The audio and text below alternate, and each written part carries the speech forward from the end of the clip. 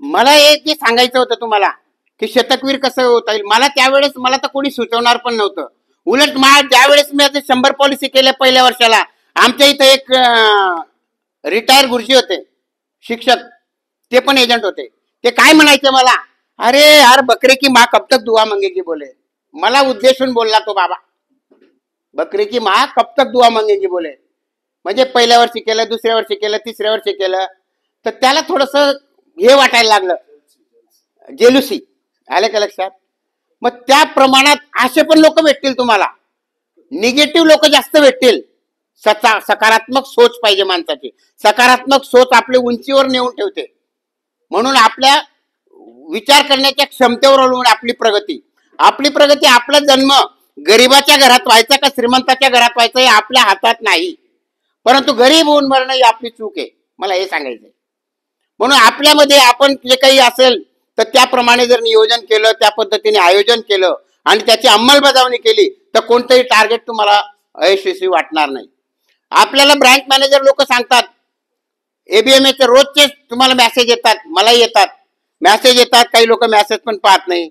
काही लोकांना कंटाळा वाटतो, काही लोकांना वाटतं अरे यांचं रोजच आहे, बघू करू, त्याच्यामध्ये तो माणूस सफल होणार नाही. मग एखाद्या वेळेस जे काही कॉम्पिटिशन आहे, या कॉम्पिटिशनच्या माध्यमातून, कॉम्पिटिशनचं छोटंसं उदाहरण सांगतो मी तुम्हाला. कॉम्पिटिशन मध्ये 30 रुपयाचंही बक्षीस मिळतं आपल्याला, 10 रुपयाचंही मिळतं, कधी कधी 10 रुपयाचा पेन मिळतो, कधी कधी 500 रुपयाची वस्तू पण मिळते. अशा कॉम्पिटिशन असतात. एक उदाहरण असं सांगू शकतो की एक प्रांत अधिकारी असतात आणि प्रांत अधिकारी एका तालुका लेवलला असतात आणि त्यांचा एक 7 वर्षाचा 5 वर्षाचा मुलगा असतो आणि त्याची स्कॉलरशिपची परीक्षा असते. मग स्कॉलरशिपच्या परीक्षेला आईवडिलांचा लाडका लेख असतो, त्याप्रमाणे त्याला एक कंपास दिलेली असते, दुसरी पण कंपास असते. आणि दुसऱ्या दिवशी त्याच्या असिस्टंटला शिपायाला तो सांगतो की याला सोडून यायचंय अमुक अमुक ठिकाणी. पहिल्या दिवशी त्यांना ते वडिलांनी त्याला बेंच वगैरे दाखवलेला असतो आणि दुसऱ्या दिवशी तो त्या शाळेत जातो आणि त्या बेंचवर बसतो. बेंचवर बसल्यानंतर त्या मुलाने गर्दीमध्ये ज्या कंपासी त्याचे पेन पेन्सिल जे काही होतं ती कंपास राहून जाते आणि दुसरी कंपास तो घेऊन येतो. त्यावेळेस सगळे जवळजवळ 25-30 मुलं जे एक्झामला बसलेले असतात, सुपरवायझर त्याला सूचना देतात की प्रश्नपत्रिका सर्वांनी समजून घ्या, वाचून घ्या, नंतर तुम्ही उत्तरे लिहा. मग त्यावेळेस सगळे मुलं उत्तरं लिहायला लागली. उत्तरं लिहायला लागल्यानंतर हा मुलगा उत्तरं लिहित नाही आणि नर्वस होऊन बसलेला असतो. त्या सुपरवायझरचं त्याच्याकडे लक्ष जातं. लक्ष गेल्यानंतर तो म्हणतो की अरे बाळा, तू असा उदास का बसलेला आहे, तू लिहित का नाही? तो म्हणतो की सर माझा पेन घरी राहिला. मग त्यावेळेस त्या सरांनी फक्त साधा 2 रुपयाचा का 3 रुपयाचा पेन होता, तो बी गळका आहे म्हणे, या पेनने तू लिही. मग त्यावेळेस त्या मुलाने लिहायला सुरुवात केली.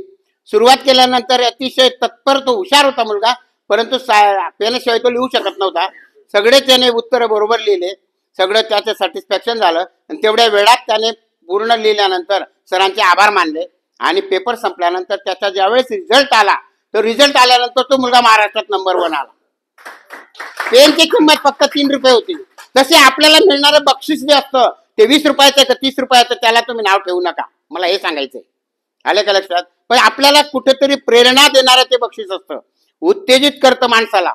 म्हणून त्या पद्धतीने कॉम्पिटिशन जी असते, त्या कॉम्पिटिशनचं प्रत्येक कॉम्पिटिशनला मी गॅरंटीने कसा भाग घेईल आणि गॅरंटीने मला कसं यश मिळेल, प्रत्येक कॉम्पिटिशनचं बक्षीस कसं मिळेल, ते तुमच्या लक्षात पाहिजे. आता मी एवढ्या 34 वर्षाच्या इतिहासामध्ये मला प्रपंचाला लागणाऱ्या बऱ्याच बेडशीट असेल किंवा काही नाना तऱ्हेच्या वस्तू देते LIC, सगळं घर भरलेलं आहे माझं. मला बाहेरून आणायचं, काही साखर पण देते, आता चहा पण देते, गब्बशा पण देईल पुढे भविष्यात LIC. आले का लक्षात? म्हणजे सांगायचा उद्देश असा आहे की आपल्याला नाना तऱ्हेच्या वस्तू मिळतात. म्हणून त्या पद्धतीने चालू टाइम आहे ना माझा अजून 5-10 मिनिट. ओके.